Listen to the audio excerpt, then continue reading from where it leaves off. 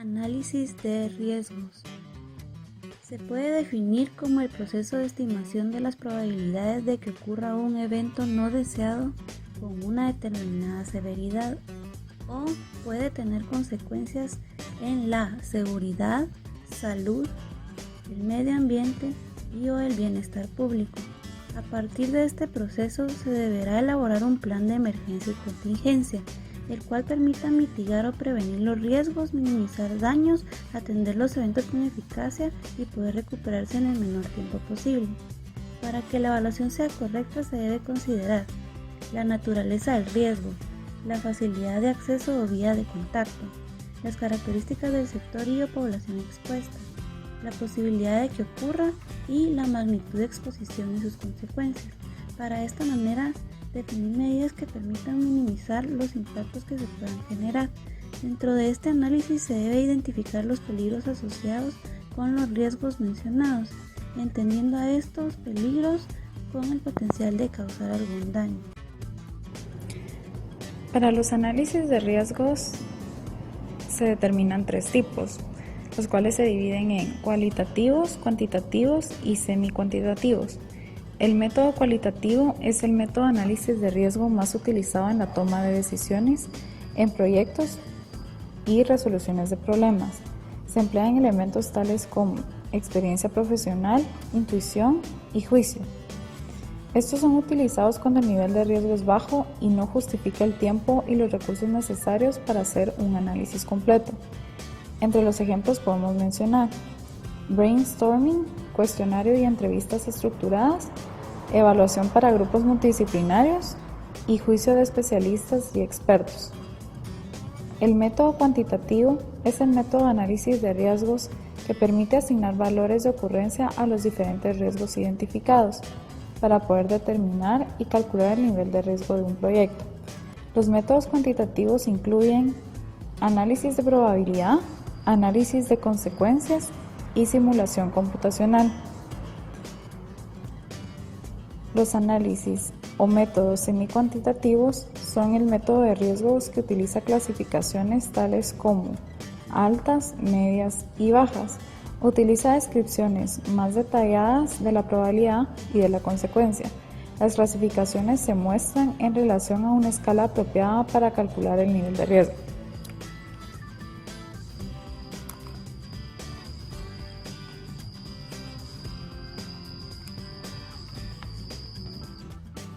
Método What If. Es un método cualitativo que se utiliza para la identificación de riesgos. Este método utiliza información puntual de un proceso, principalmente para las plantas de procesos no complejos, con el cual se plantea preguntas de las posibles desviaciones en el diseño, construcción, modificaciones y operación de una instalación industrial. Requiere un conocimiento básico del sistema y cierta disposición mental para combinar o sintetizar las desviaciones posibles, por lo que normalmente es necesaria la presencia de personal con amplia experiencia para poder llevarlo a cabo. Este método consiste en formular una serie de preguntas y el desarrollo de sus respuestas, donde se envuelven todas las posibles consecuencias, escenarios o sucesos incidentales que puedan surgir a lo largo de la implementación y operación de la instalación industrial, así como las posibles soluciones para la reducción o eliminación del riesgo. Un grupo plantea una lista de posibles escenarios empleando preguntas que inician con la frase ¿qué pasa si?, las cuales se responden de forma colectiva por el grupo de trabajo y resumidas de forma tabular. Puede ser implementado en cualquier proceso y las preguntas se plantean y aplican tanto a proyectos como a plantas en operación, siendo muy común ante cambios en instalaciones ya existentes. Una de las características del método es la creatividad individual del analista, es decir, debería haber un brainstorming. Cuantas más sugerencias, más provechoso es el estudio. Los objetivos fundamentales de este método son: 1. Identificar de manera efectiva las condiciones y situaciones peligrosas de mayor probabilidad que puedan resultar de métodos o controles inadecuados. 2. Identificar los eventos que puedan provocar accidentes de consideración. 3. Emitir las sugerencias necesarias para iniciar el proceso operativo, reduciendo el riesgo que puede implicar una instalación. 4. Mejorar la operabilidad de una instalación industrial. Metodología. Para un mejor análisis de un sistema es recomendable dividir el sistema total de un proceso en subsistemas, de modo que se pueda hacer un análisis más ordenado y exhaustivo de cada etapa del proceso. Por dicha razón, se dice que esta metodología de identificación de riesgos es utilizada principalmente para plantas de procesos no complejos, especialmente para los procesos en cada etapa del proceso. La metodología de aplicación de este método considera las siguientes etapas. 1. Identificación de los riesgos existentes. Para conseguir esto se realiza una serie de preguntas a las cuales darle respuesta. 2. Evaluación y valoración de interrogantes. Una vez que se hacen las preguntas, se deben analizar estos errores a fin de encontrar la solución más adecuada, considerando siempre que la solución adoptada debe minimizar los riesgos encontrados. 3. Control. Una vez que se identifican los riesgos evaluados y analizados, solo nos queda tomar decisiones para un control o eliminación de los riesgos. Ventajas del método. Es un método muy creativo de tipo inductivo formado por un grupo de 3 a 4 personas. Se utiliza para analizar riesgos de cualquier origen. Es económico, únicamente requiere de la consideración de causas, consecuencias y soluciones. Y sirve como entrenamiento al personal en la identificación de riesgos. Desventajas del método. Es eficaz solamente para el análisis cualitativo inicial. Considera únicamente el logro de objetivos. Pueden haber riesgos que no son considerados o desapercibidos. La efectividad del método depende en gran parte de la experiencia de los integrantes del grupo y sirve principalmente para métodos muy sencillos.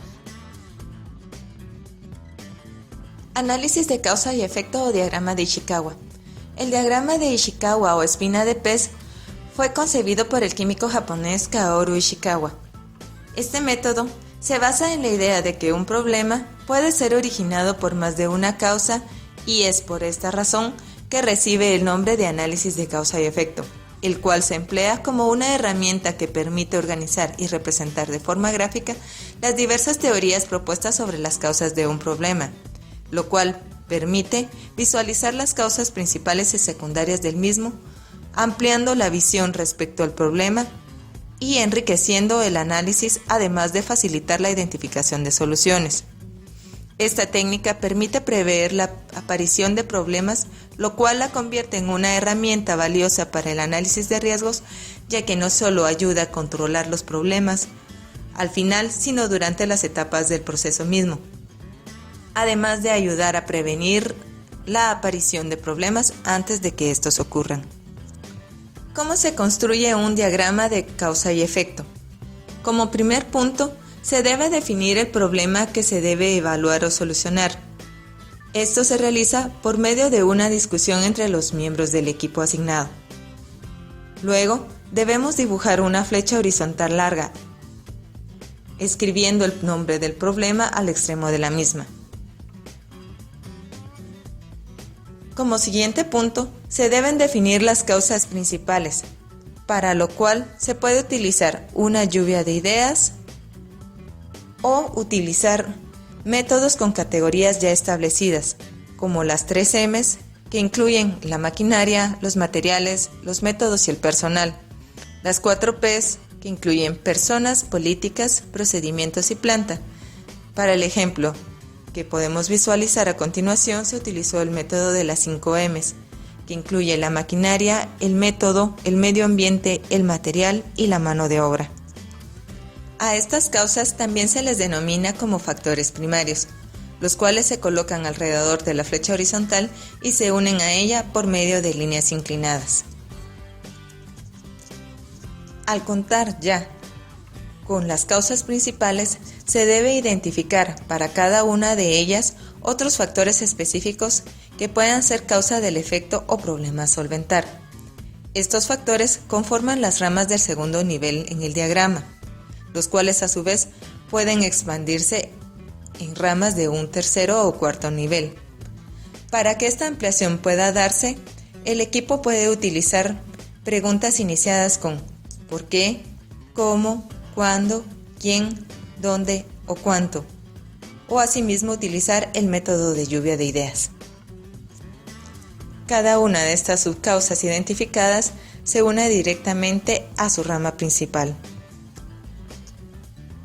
Como siguiente punto, se debe verificar las inclusiones de los factores. Es necesario revisar el diagrama para asegurarse que se ha incluido todos los factores causales posibles. Y ya para finalizar, se debe realizar un análisis del diagrama. Esta función corresponde al equipo que lo elaboró y que debe proceder al análisis del mismo, con la finalidad de obtener una ayuda para la identificación de las causas reales del problema. Ventajas y desventajas. Entre las ventajas tenemos que se logra identificar plenamente el problema, además de fomentar el trabajo en equipo. Las ideas y aportes son concebidos por las mismas personas que trabajan en el proceso que se está analizando, por lo que, al compartir ellos su experiencia con el resto del equipo, se promueve y se amplía el área de conocimiento sobre el proceso a analizar. El diagrama de Ishikawa es una ayuda para la comprobación y validación del conocimiento que se posee sobre el problema a resolver, además que permite visualizar de forma detallada el problema y sus causas, ya que promueve una búsqueda activa de las mismas. Entre las desventajas, podemos indicar que este diagrama únicamente identifica las causas potenciales. Por tal motivo, para poder concluir este análisis es necesario tomar los datos obtenidos con esta técnica y analizarlas con otro método como el de Pareto y así poder tomar las medidas pertinentes del caso, ya que el diagrama de Ishikawa no sustituye en ningún momento el análisis numérico. Otra desventaja a considerar es que el número de factores o causas puede ser infinito y que si el análisis se efectúa de forma incorrecta, se pueden utilizar causas incorrectas y a partir de ellas obtener soluciones ineficientes. Como información adicional, se puede decir que el diagrama de Ishikawa puede utilizarse también como una herramienta de seguimiento, como una base para la formulación de teorías en relación de las posibles variantes, las cuales generan o pueden generar un efecto. Es útil ya que evidencia el impacto de las causas y permite observar el grado de evolución o avance del problema.